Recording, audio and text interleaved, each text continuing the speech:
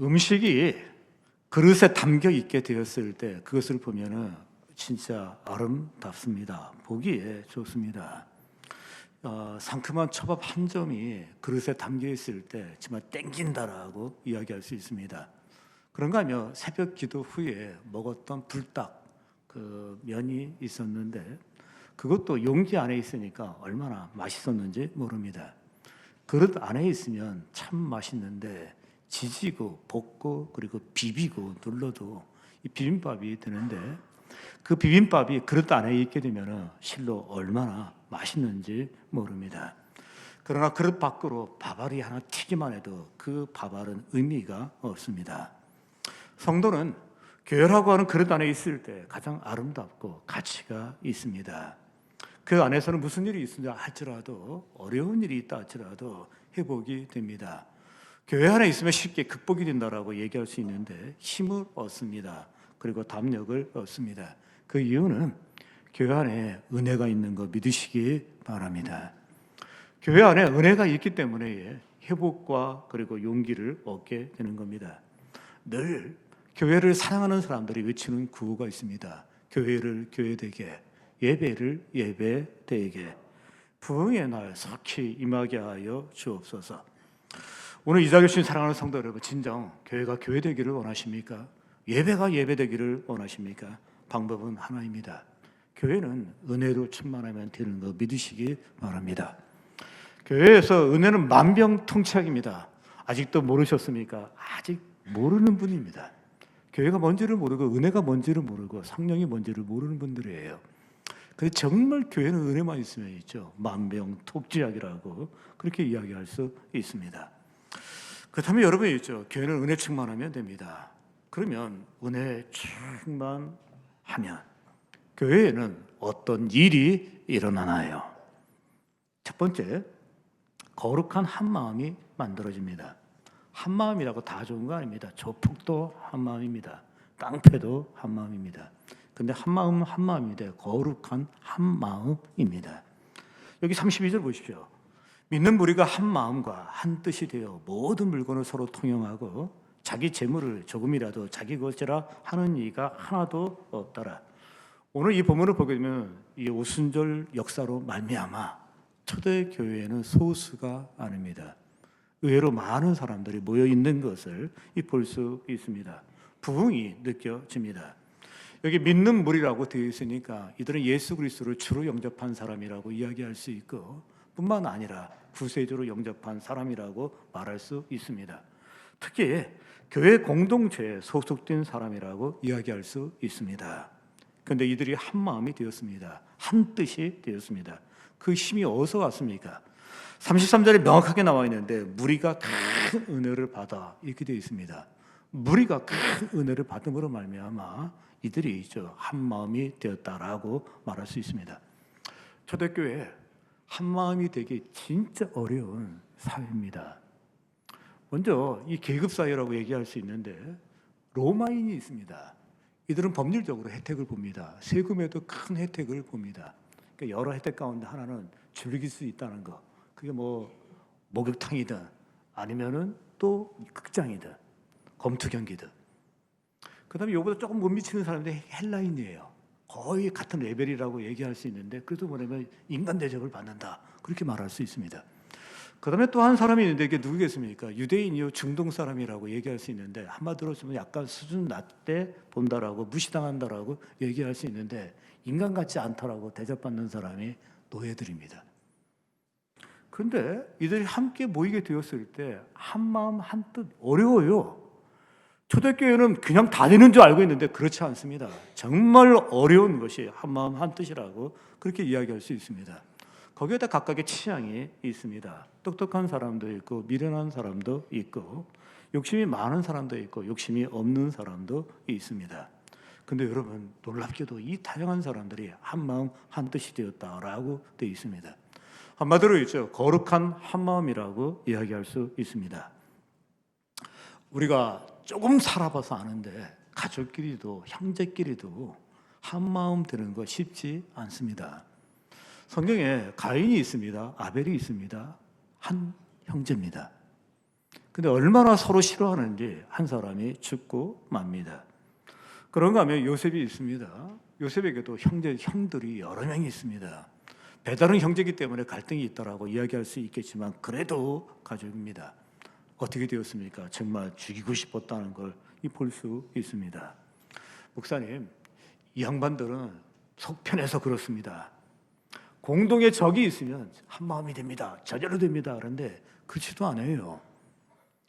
오래된 영화 가운데 플래툰이라고 하는 영화가 있는데 그 플래툰에 보면은 베트콩에 의해서 미군 하나가 잔인하게 살해됩니다. 뭐 전쟁터니까 비장파장이라고 막 하고 있습니다. 근데 자기가 겪으니까 정신이 나간 것 같아요. 그러자 이 미군 상사가 하나 있었는데 이 상사가 미군 베트남 그 양민을 갖다가 다 마을을 살해를 합니다. 물론 그 중에 한 사람 제정신이 있는 상사 하나는 반대를 하고 못하게 했는데 둘이 긴장이 형성되고 갈등하는 것을 계속 보여주게 됩니다. 전투 중이었습니다. 그런데 그때 갈등 가운데 있는 상사 하나가 옆에 있는 상사를 쏴 죽인 거예요. 그리고 전쟁에서 전사했다, 베트콩에 의해서 죽었다라고 이야기를 하는데 아무도 못 본 줄 알았더니 신병이 봤어요. 그러더니 이 신병이 있죠. 그것 때문에 괴로워하고 힘들어하고 에다가 됐습니다. 결국에는 그 상사를 쏴 죽이게 되었고 본인도 부상을 당해 후방으로 이송이 되는데 그때 이렇게 얘기합니다. 외부의 적보다 내부의 적이 더 무섭다. 그렇게 얘기를 했는데 감독이 이 말을 하고 싶었다라고 그렇게 이야기를 했습니다. 제가 말씀드린 거는 하나 되기 어렵다는 거예요. 공동의 적이 있어도 하나 되는 게 어렵습니다. 성경에 보시게 되면 있죠. 나쁜 일에 하나 되는 사람이 의외로 많은데 의외로 부부가 나쁜 일에 하나 되는 거 많습니다. 대표적으로 누가 있습니까? 우리가 잘 알고 있는 최초의 부부라고 할 수 있는 아담과 하와가 있었는데 아담과 하와가 선악과를 딱 먹게 됩니다. 목사님, 하와 때문이지 왜 아담이 끼어듭니까? 라고 했을 때 성경에 이렇게 보시면 있죠. 아담과 하와가 범죄한 그 부분에 대해서 누구 때문이라고 하고 함께 한 거로 되어 있어요. 성경 저자가 정확하게 본 겁니다. 어느 정도로 묻게라든지 뭐가 함께 있었기 때문에 그와 같은 일이 벌어졌다라는 걸 보여주고 있는데 악을 행하는데 하나가 된 것입니다. 한 마음이 된 겁니다. 그런가 하면 구약에 있죠. 대표적인 악질이 있습니다. 그가 바로 아합이라고 하는 사람입니다. 이 사람이 악을 행하게 되었을 때 최고의 악질이었는데 부부가 함께 악을 행하게 됩니다. 즉 이세벨과 함께 악을 행하는 걸 볼 수 있습니다. 물론 아나니아하고 삽비라도 있습니다. 이것도 부부들입니다. 이분들도. 그런데 함께 있죠. 죄를 짓는 것을 보게 되는데 악을 행하기 위해서 부부가 하나 되는 걸 볼 수 있습니다. 물론 수많은 그룹이 있죠. 일치단결해 가지고 악을 행하는 경우도 있습니다. 바벨탑을 만들 때였습니다. 근데 여러분 의견의 통일이 너무 쉽게 되고 빨리 되고 그리고 흐트러지지 않는 대열을 유지하는 가운데 바벨탑을 만들게 되죠. 그리고 그 바벨탑을 만들게 됐을 때 하나님께서 결국에는 완성도 되기 전에 그들을 흩으신 것을 성경을 통해서 보게 됩니다. 제가 말씀드리고 싶은 것은 하나 되는 것 정말 어렵다는 것입니다. 근데 이 초대교회가 어떻게 이 다양한 구성원을 가지고서 하나가 되었느냐 하는 것입니다. 거룩한 한 마음이 한 뜻이 될 수 있었느냐 하는 것입니다. 좁힐 수 없는 걸 좁혔습니다. 메울 수 없는 걸 메운 것을 볼 수 있습니다. 한 마음 한 뜻인데 거룩한 한 마음이라는 걸 볼 수 있습니다. 그러면 이 힘이 어디서 왔습니까? 성경은 이야기합니다. 무리가 큰 은혜를 받아. 지금 무슨 얘기냐면 무리가 은혜로 충만했다라고 하는 것을 보여주는 것입니다. 그렇습니다. 은혜 충만하면 한 마음이 한 뜻이 되는 거 여러분 믿으시기 바랍니다. 걱정하지 마십시오. 억지로 하나 되는 거 아닙니까? 억지로 막 시키는 거 아닙니까? 두들겨 맞추는 거 아닙니까? 그렇지 않습니다. 은혜가 충만하게 될 때 하나는 정말 신비하고 놀랍게 만들어지는 것을 볼 수 있습니다. 여러분 기억하십시오. 교회에 은혜가 없으면 교회가 아닙니다.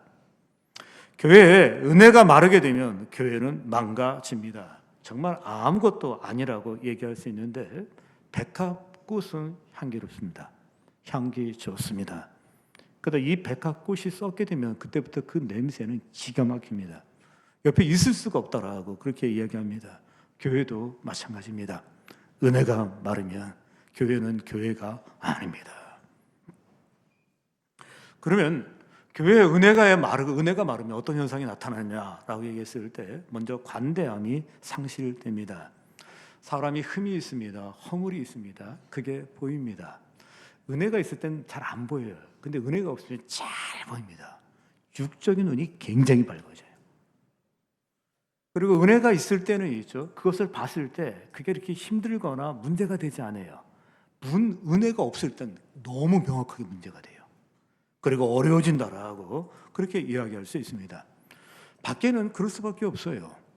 여러분 있죠. 세상이라고 하는 것은 결국 남을 모함하고 흠잡고 비판하면서 자기의 기반을 만들고 세력을 만들고 자기의 길을 찾아가는 거 우리 주변에 너무 많이 봐요. 결국 그런 모습으로 사는 사람들이 얼마나 많습니까? 그렇지만 우리 교회는 그렇지 않아요. 왜 그렇습니까? 우리가 처음 왔을 때 흠이 있었습니다. 그리고 허물이 있었습니다.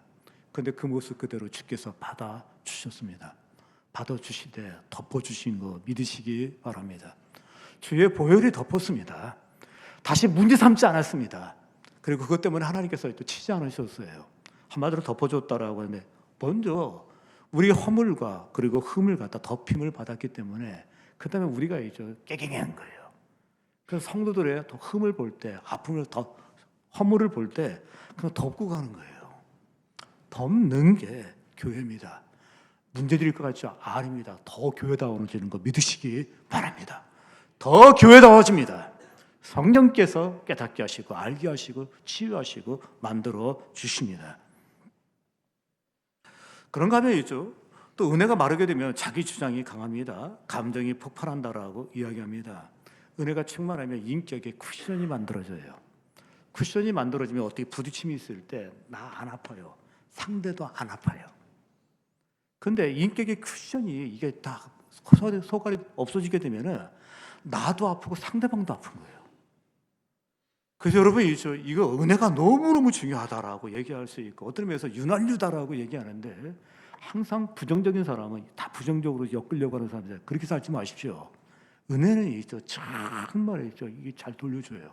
우리의 심령도 돌려주고 회복시켜 주시고 불평 불만이 없어진다라고 그렇게 이야기할 수 있습니다. 그러면 목사님 어떻게 하면 은혜로 충만합니까? 은혜는 말 그대로 우리가 쟁취하는 것도 아니고 노력하는 것도 아니고 거저 주는 게 은혜인데 그러면 우리가 어떻게 하면 은혜 충만할 수 있습니까? 라고 질문할 수 있습니다. 꼭 기억하십시오. 은혜 충만은 열심히 하고 상관없습니다. 우리의 애씀과 상관없습니다. 자세하고 상관이 있습니다. 자세가 되어 있으면 이 자세가 진짜 하나님 앞에 되어 있는 그 자세는 은혜가 쌓여요. 충만해집니다. 근데 이게 잘못되면 있죠. 그다음부터 은혜가 쌓여지지가 않아요. 충만이 안 돼요. 아프리카에 물 부족하다는 거 여러분 알고 계십니다. 그 이유는 비가 안 와서 그래요. 그래서 물 부족으로 늘 고생하고 있습니다. 그러면 이 문제를 해결하는 방법이 뭐냐라고 했을 때 제일 쉬운 방법은 멀리 가서 물을 퍼오는 거예요. 그래서 4km 또 5km도 가서 물 퍼온다고 그러지 않습니까? 반나절을 동원해 가지고서 물을 퍼오는데 문제는 2바켓, 1바켓밖에 안 된다는 거. 곧 물이 떨어진다는 거. 그리고 고통받게 된다는 거.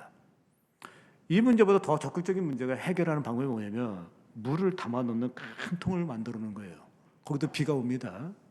어렸을 때 시골에 살 때 물을 받았습니다. 큰 통 가지고. 그 다음에 그거 가지고 빨래를 했던 기억이 납니다. 근데 이분들도 그전에는 몰랐다가 아는 거예요. 물을 우리도 어쩌다 오면 모아두자. 근데 문제는 비가 많이 안 온다는 거. 그리고 적게 온다는 거. 그러니까 이제 별 효과가 없습니다. 그럼에도 불구하고 아프리카에 있는 나라 가운데서 있죠. 물 걱정 안 하는 나라가 있습니다. 그 이유는 강 상류에다가 파이프를 묻어버렸어요. 파이프를 묻은 다음에 있죠. 그 물을 계속 공급받는 것입니다. 서울 시민들은 물 걱정 안 합니다. 파이프가 팔당에 연결되어 있기 때문입니다.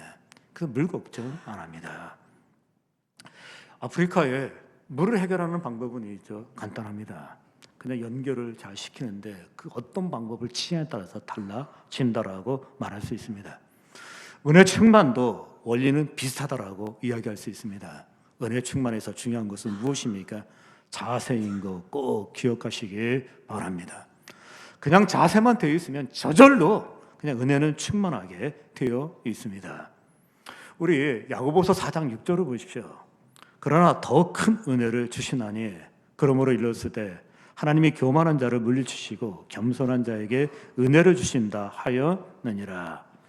여기 겸손한 자에게 은혜를 주신다는 이 말은 무슨 의미냐면 겸손한 자세를 가진 사람에게 은혜를 주신다라는 것입니다. 죽게 하듯 하라는 이 자세를 얘기하는 거예요. 사람에게 하듯 하지 말라는 이 말도요, 자세에 대해서 언급하고 있는 것입니다. 서울여대 장경철 교수님의 글이 갑자기 생각이 납니다. 한번 들어보십시오. 성경에서 믿음이란 하나님을 향한 바른 자세다. 교수입니다. 수업 시간에 보면 간혹 떠드는 학생이 있는데 나는 그들을 보면서 강의하지 않는다. 떠드는 학생을 보면 강의하는 내내 정신 집중이 되지 않기 때문이다. 따라서 강의에 집중하는 학생을 바라보면서 수업을 진행한다. 강의 도중에 떠드는 학생을 자주 지목하는데 이때 떠드는 학생에게 뭐라고 주의를 주기보다 앞으로 떠들게 될 학생을 눈여겨본다. 앞으로 떠들게 될 학생은 지금 당장 떠들지 않지만 떠들기에 앞서 어떤 특징적인 모습을 보여준다. 영화에만 예고편이 있는 게 아니라 인생에도 예고편이 있다. 떠들려고 하는 학생의 어깨는 강의를 하고 있는 나에게 향하지 않고 함께 떠들고 싶은 친구를 향해 살짝 틀어져 있다. 그 모습을 보면서 자세가 얼마나 중요한지 새삼 깨닫는다. 우리 삶에 진정한 필요한 것이 있다면 그건 하나님을 향한 바른 자세다라고 그렇게 이야기했습니다. 여러분, 양동이가 있습니다. 비가 옵니다. 이 양동이에다가 비 오는 날 물 채우는 방법은 무엇입니까? 자세만 되어 있으면 됩니다. 옆으로 쓰러져 있거나 뒤집어져 있거나 그러면 그 양동이에는 물이 차지 않습니다. 각양 좋은 은사, 선물, 은혜를 우리 하늘로부터 우리에게 내려주신다라고 말씀하고 있는데 우리가 그 은혜를 받기 위해서 뭘 하는 게 아니라 자세를 쫙 갖는 것입니다. 그러면 저절로 채워지는 거 여러분 믿으시기 바랍니다. 정말 채워져요. 자세 때문에 우리 망치는 것입니다. 내 삶이 어둡기만 하다고 생각하시는 분이 계십니까? 우리 집이 너무 어둡고 내 마음도 너무 어둡다 하시는 분이 계십니까? 우리 스스로가 빛을 만들 수도 없습니다. 그리고 빛을 끌어올 수도 없습니다. 그렇지만 어디엔가 오늘도 빛이 비치고 있다면 방향을 한번 돌려보시기 바랍니다. 빛이 들어오는 방향으로 한번 돌려보십시오.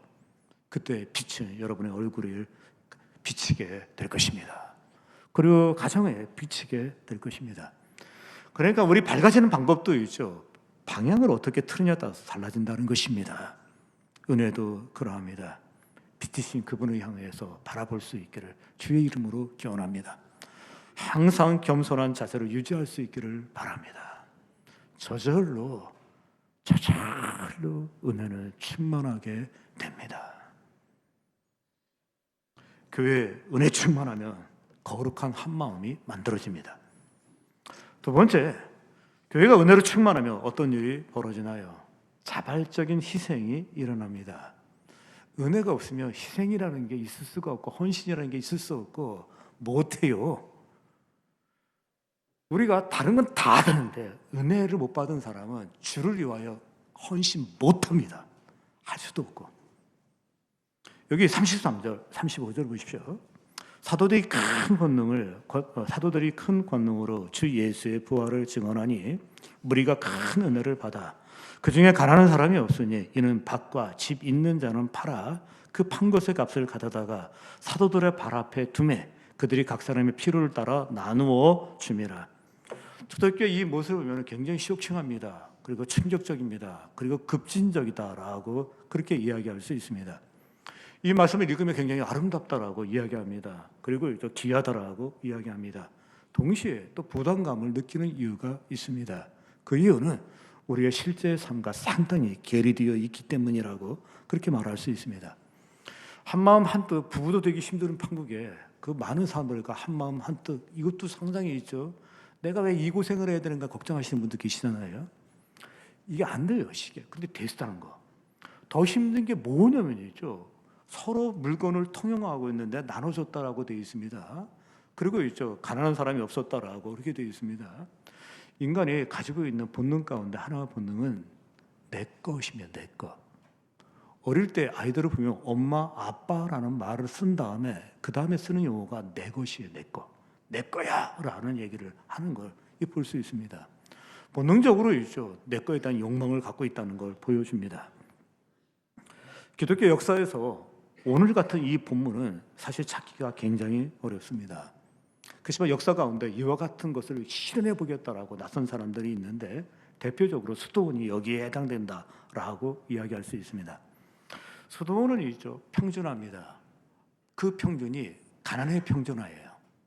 옷도 한 벌, 그리고 음식도 많이 먹지 않고 적게 먹고 최소한으로, 그리고 또 뭐냐면 재미있는 건 안 하는 게 수도사예요. 재미있는 게 찾아가는 게 아니라 안 하는 게 수도사예요. 이들은 있죠, 함께 일어나고 함께 기도하고 함께 식사하고 함께 노동을 합니다. 제일 중요한 게 뭐였습니까? 가족과 헤어집니다. 혼자 들어와야 돼요. 그래야 수도사가 됩니다. 근데 가끔 결혼하신 분 가운데 수도사가 되는 사람이 있어요. 물론 당연히 헤어져 살아야 됩니다. 못 만납니다. 그래서 어떤 부인이 수도원에 들어가 있는 남편을 위해서 아침 저녁으로 아침 하루에 한 번 정도 밥을 해다 놨는데 그거를 남편이 와서 가져가서 먹었다, 뭐 그런 기록이 있을 정도입니다. 그런가 하면 이 브로더호프라고 하는 공동체가 있는데 독일에서 시작됐다고 그래요. 근데 이게 곳곳에, 세계 곳곳에 많아요. 제가 알기로는 70군데도 넘는다라고 제가 알고 있습니다. 근데 이 공동체의 특성은 홀로 들어가는 게 가족이 가는 거예요. 그래서 가족이 집 한 채 가지고서 생활을 하면서 공동체 생활을 한다라고 그렇게 얘기를 합니다. 여기 특징을 자기들이 얘기를 했는데 보니까 이렇습니다. 1번, 첫째, 공동재산자에 따라 무소유, 소박하고 검소한 삶을 산다. 공동재산자에 무소유, 소박하고 검소한 생활을 한다. 2. 신앙 공동체로서 공동노동과 아이의 교육을 중요시 여긴다. 공동노동 그리고 아이 교육 공동으로 하겠죠. 셋째, 만장일치제와 정기회의를 통해서 소통 방식을 갖는다라고 되어 있으면서 만장일치 이렇게 이야기를 했습니다. 이렇게 세 가지 특성을 얘기했는데 우리 한국 사람들, 특히 대한민국 사람들은 이 북한이라고 하는 체제 때문에 겹치는 바람에 이거 이상하다 이렇게 보시는 분들도 의외로 많이 있습니다. 이 공유 재산, 무소유, 검소한 상, 콩 한 쪽도 나눠 먹자, 이게 북한하고 뭐 다르냐라고 그렇게 많은 분도 있습니다. 근데 여러분이 있죠, 지난 기독교 역사를 보게 되면 이와 같은 공동체는 계속 있었어요. 그리고 지금도 있고 앞으로도 있을 거라 생각하는데 다수는 아닙니다. 분명한 건 그들이 함께 모여 생활하고 있다는 것입니다. 어디 되었든 간에 이들의 모습은 굉장히 충격적입니다. 그리고 급진적이라고 이야기할 수 있고 강렬하다라고 그렇게 이야기할 수 있습니다. 그런데 여러분, 이 모든 것 자발적으로 했다는 것입니다. 공산주의는 이게 안 되니까, 은혜가 없으니까 두들겨 패고 죽이고 살리고 그래야만이 됐는데 그게 왜 그랬겠습니까? 은혜 없이 하니까요. 여기서 우리가 생각할 수 있는 것은, 문제는 있죠, 초대교회 이런 모습이 이때만 있고 후에도 나타났느냐 하는 겁니다. 나타나지 않습니다. 이 뒤에 보면 빌립보서가 있고 예배소서가 있고 갈라디아서가 있는데 거기에 이와 같은 모습은 없습니다. 초기에만 나타난 모습을 보여주는 것을 볼 수 있습니다. 물론 바울의 모든 서신서가 교회에 어려움이 있고 문제가 있다는 것에 대해서 알고 있고 그 문제점에 대한 답을 주다 보니까 지금 있는 현상에 대해서는 묘사를 안 했다라고도 볼 수 있어요. 그럼에도 불구하고 제가 단언하는데 어떤 서신서에도 이와 같은 모습은 등장하지 않습니다. 그러면 있을 수 없는 일이 어떻게 일어났느냐라고 얘기하는 것입니다. 간단해요. 은혜 때문에 그렇습니다. 다시 한번 보십시오. 사도행전 4장 33절입니다. 사도들이 큰 권능으로 주 예수의 부활을 증언하니 무리가 큰 은혜를 받아. 그렇습니다. 은혜 충만하면 헌신합니다. 은혜 충만하면 희생합니다. 그 모든 것이 자발적이에요. 은혜 없으면 있죠. 헌신의 깊이가 진짜 얇아요. 깊이가 없습니다. 깊은 자리에 갈 수도 없어요. 그것뿐만 아니라 은혜가 있어야 지속적으로 할 수 있습니다. 이게 안 되면 또 지속적으로 또 안 돼요. 여러분이 잘 알고 있는 노아가 있습니다. 노아가 방주를 만듭니다. 100년에 걸쳐서 만든다라고 그렇게 말할 수 있습니다. 그런 헌신을 했습니다. 인생을 걸었습니다. 그런데 헌신을 하고 앞으로 이 방주를 만들고 있는데 문제는 사람들이 한 소리가 있어요. 무슨 놈의 홍수냐는 거예요. 비 한 방울도 안 떨어지는데 그거 배를 왜 산꼭대기에서 만드냐는 거예요. 그거 다 강가에서 만들어야 되는 거 아니냐. 그러면서 사람들이 시집가고 장가가고 씨 뿌리고 집 짓고 별한 게 아무것도 없는데 왜 난리냐 그러면서 다 한마디씩 합니다. 그러면서 이야기하기로 노아는 망령 들었다. 그렇게 얘기를 하면 치매라고 얘기합니다. 아들들이 있습니다. 사람들이 손가락질을 합니다. 부모가 정신 나갔으면 아들들이라도 멀쩡해시라고 그렇게 얘기를 했죠. 근데 여러분이 생각해 보시죠. 얼마나 힘들겠습니까? 그럼에도 불구하고 그들이 방주를 완성할 수 있었던 것은 하나님의 은혜의 공급이 있었던 것입니다. 노아가 하나님께 은혜를 입었다라는 이 말씀은 사실은 넓은 의미를 쓰여요. 시작과 끝 모든 거에 하나님의 은혜가 있었던 것입니다. 그렇습니다. 은혜는 자발적인 모습으로 나타나게 됩니다. 우리가 좋아하는 성경 구절 가운데 진리를 알지니 진리가 너희를 자유케 한다라고 하는 성경 구절이 있습니다. 진리가 너희를 자유케 한다는데 이 자유케가 뭐겠습니까? 자발적이 된다는 거예요. 전에는 주를 섬기는 게 자발적이 아니었어요. 근데 진리를 알고 은혜를 깨달으니까 주를 섬기는 게 자발적이 된 거예요. 해야 할 일을 하기 시작합니다. 가야 할 길을 가게 하기 시작합니다. 억지가 아닙니다. 물론 불편합니다. 그 길에 어려움이 있습니다. 그럼에도 불구하고 행복해합니다. 왜요? 그 길이 자원에서 한 길이기 때문입니다. 근데 우리가 은혜를 모르게 되면, 은혜를 충만하게 받지 못하게 되면 이 자발성이 뭔지를 모릅니다. 그러다 보니까 억지로 하긴 하는데 기쁨도 없어요. 재미도 없어요. 즐거움도 없습니다. 억지로 하니까 쉽게 지쳐요. 그리고 짜증이 나요. 그리고 어떻게 했습니까? 은혜가 없으니까 포기할 수밖에 없다라고 얘기할 수 있습니다. 여러분, 혹시 이 자리에 제가 설명하는데 은혜를 맛보지 못하신 분은 제가 설명해도 알아듣지 못할 것 같아요. 이걸 어떻게 알아들어요? 여기 혹시 홍 목사가 은혜 그 맛을 얘기하는데 혹시 그 맛을 못 보신 분이 계시다면 하나님께 기도하십시오. 홍 목사가 경험했던 그 은혜 나도 경험하게 하여 주옵소서.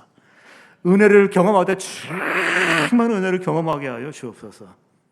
여러분 은혜 없이는 지칩니다. 그리고 할 수가 없어요. 제가 고등학교 때 하나님의 큰 은혜를 잊게 됩니다. 그때 깨달은 게 있습니다. 죄를 짓는 것보다 죄를 안 짓는 것보다 은혜 충만할 때는 죄 짓는 게 더 힘들어요. 그때 알았습니다. 은혜 충만하면 죄 안 짓는 게 힘든 게 아니라 죄 짓는 게 힘들어요. 은혜 충만하면 그런 역사가 일어납니다. 자발적으로 헌신하게 되는데 그 마음속에 뜨거운 마음이 생기어서 헌신하게 되는데 제가 첫 번째 은혜 받은 다음에 첫 번째 보직이 신앙부장이래요. 고등부, 중고등부. 그럼 신앙부장이 뭐 하는 거냐니까 종 치면 된대요. 학생 예배에 초종이 있고 재종이 있었는데 초종은 예배 시작 30분 전에 치는 거예요. 그 다음에 재종이 있는데 그건 예배 시작 10분 전에 대부분 2, 3분 정도 종을 칩니다. 딸랑딸랑. 근데 고1 때였는데 오늘 같은 날씨예요. 근데 제가 사춘기 때 가졌던 자존심이 뭐냐면 내 복은 안 잊는다. 이게 자존심이었어요. 그래가지고 그날도 새벽에 이 추운 날 종을 이렇게 딸랑딸랑하고 치는데 얼마나 춥겠습니까? 교복 하나 달랑 입고 종을 치는데 근데 제가 얼마나 은혜 충만하니까 제 속에서 막 열이 나는 느낌이죠. 춥지가 않은 거 있죠. 막 뜨거운 거. 진짜 종치면서 기도 많이 했습니다. 물론 사고도 났습니다. 그 사고 이런 사고입니다. 제가 딸랑딸랑 종을 치는데 옆에 있는 아저씨가 창문을 열고 저한테 소리를 지르면서 야, 종 치지 마 그러는 거 있죠. 그리고 거기서 끝나서 괜찮은데 야 XX 정치지 마 이렇게 그런 거였죠. 근데 제가 예수 잘 믿는 학생인데도 성질이 나니까 그때 있죠 계속 못 들은 척을 친 거예요.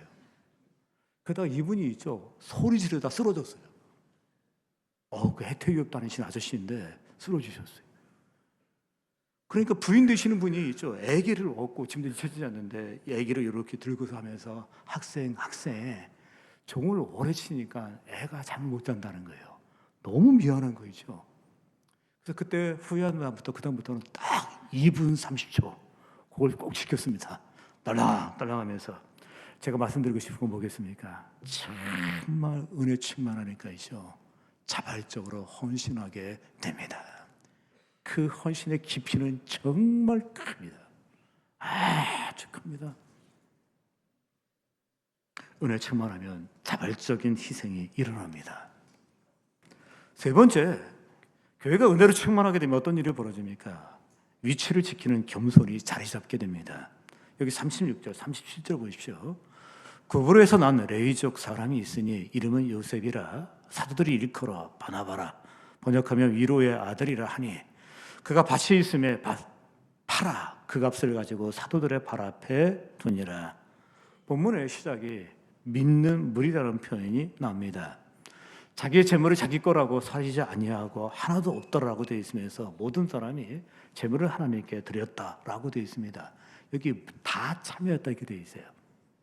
그 놀랍게도 있죠. 뭐라 되냐면 자기 밭, 자기 집을 팔았다라고 그렇게 되어 있습니다. 그런데 아무 사람에 대한 이름에 대한 언급이 없어요. 언급이 없어요. 근데 유달리 오늘 이 본문에 등장하는 바나바만이죠. 이름이 언급되는 거예요. 그것도 자세하게 언급되어 있습니다. 이 사람의 본명이 요셉이래요. 요셉은 있죠. 우리 대한민국의 찰수 영희처럼 흔한 사람이 요셉이에요. 그래서 아이들 10명 모아놓고 요셉 그러면 3명이 나올 정도로 요셉이 많아요. 그 다음에 이 사람이 나중에 이름이 바뀌었다고 그래요. 별명이 생겼다고 그래요. 바나바라고 되어 있습니다. 위로의 아들이라고 되어 있습니다. 이것도 역시 있죠.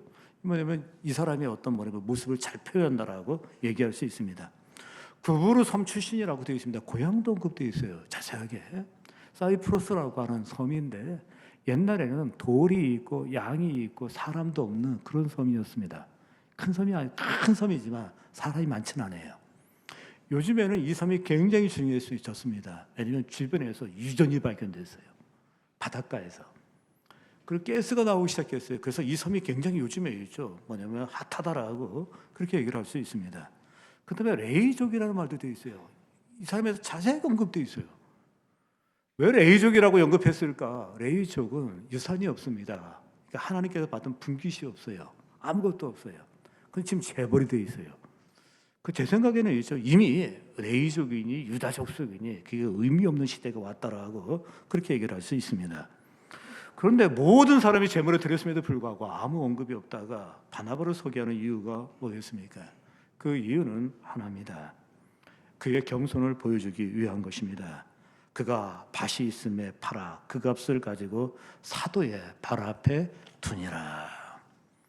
어떤 분은 이 본문을 해석하기를 그때 성도들이 물질에 대한 생각이 어디에 어떠했는지 그걸 보여주는 것이다라고 물질이 주인되지 못했다는 걸 보여주는데 물질을 머리 위에 두지 아니하고 옆에 두지 아니하고 발 아래 뒀다고 하는 것은 이 물질이 주인되지 않은 것을 보여주고 종된 것을 보여준다라고 얘기하는데 지나치게 교훈적으로 해석했다라고 생각됩니다. 교육적으로 본문을 해석했다라고 저는 생각을 합니다. 그러면 발 앞에 놨다는 의미가 뭐냐라고 했을 때 이거는 그 당시에 살인을 사람을 처형할 때도 옷을 한 사람에 모아놓는 것을 볼 수 있습니다. 발 앞에. 이게 뭐냐면 고난의 위임이에요. 고난의 위임. 그리고 처분권을 사도에게 줬다라고 그렇게 이야기할 수 있습니다. 무엇이 보입니까? 여러분, 은혜가 충만하게 되면 사람이 겸손해집니다. 모두가 겸손해집니다. 다 겸손해지는 걸 볼 수 있습니다. 겸손은 무엇입니까? 자기의 자리를 지키는 것입니다. 위치를 지키는 것입니다. 겸손은 무엇입니까? 자기의 한계를 지키는 것이라고 그렇게 이야기할 수 있습니다. 세례 요한을 가리켜서 겸손한 사람이다, 겸손한 사람이다라고 그렇게 이야기합니다. 겸손으로 시작했지만 교만해지기 좋은 환경을 갖고 있는 사람이 바로 세례 요한입니다. 그 이유는 세례 요한이 사람들이 모여들기 시작하는 거예요. 제자들이 많아지기 시작해요. 일단 사람이 많아지면 그 힘이 생긴다라고 이야기할 수 있습니다. 스스로 착각할 수 있습니다. 그때 그는 분명히 이야기합니다. 나는 그리스도가 아니라 주의 길을 곧게 하라고 광야에서 외치는 자의 소리라. 나는 그리스도가 아니라고 얘기하면서 사람들이 그리스도인 것처럼 하거나 그리스도인 것처럼 봐주려고 했을 때 나는 그리스도가 아니다라고 이야기하면서 나는 그리스도의 길을 예비하는 사람이다라고 그렇게 말하는 걸 볼 수 있습니다. 그뿐만이 아닙니다.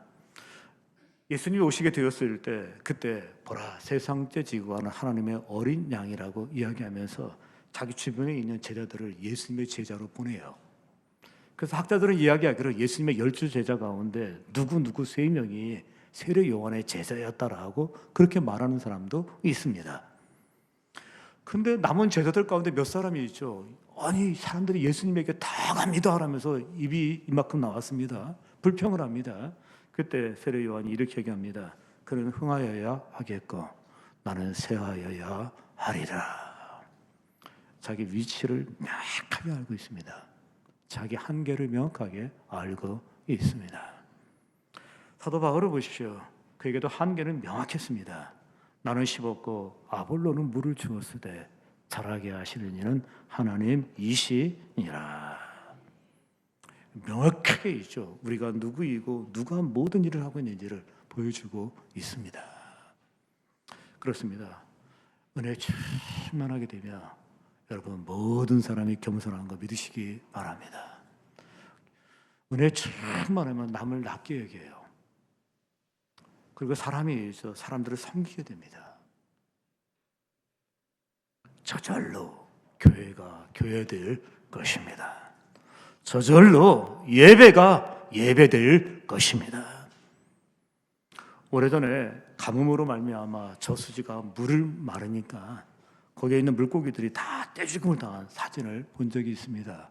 여러분도 보신 적이 있을 것입니다. 물이 없으면 저수지는 물고기의 공동 묘지가 됩니다. 저수지는 물고기가 살아가는 삶의 터전입니다. 그러나 물이 없게 되면 공동 묘지가 될 뿐입니다. 교회는 성도들에게 저수지와 같다라고 이야기할 수 있습니다. 성도가 사는 법은 저수지에 물이 차야 됩니다. 은혜가 차야 됩니다. 그리고 은혜가 차야 되는데 그 은혜는 하늘에서 떨어집니다. 하늘에서 우리에게 부어주시는 것입니다. 사랑하는 성도 여러분, 우리 예배당에 입장할 때마다 이렇게 기도해 주십시오. 주여, 이 제단에 은혜가 충만하게 하여 주옵소서. 무조건 입장할 때마다 그렇게 기도하십시오. 하나님, 이 제단에 은혜가 충만하게 하여 주옵소서. 기도하겠습니다.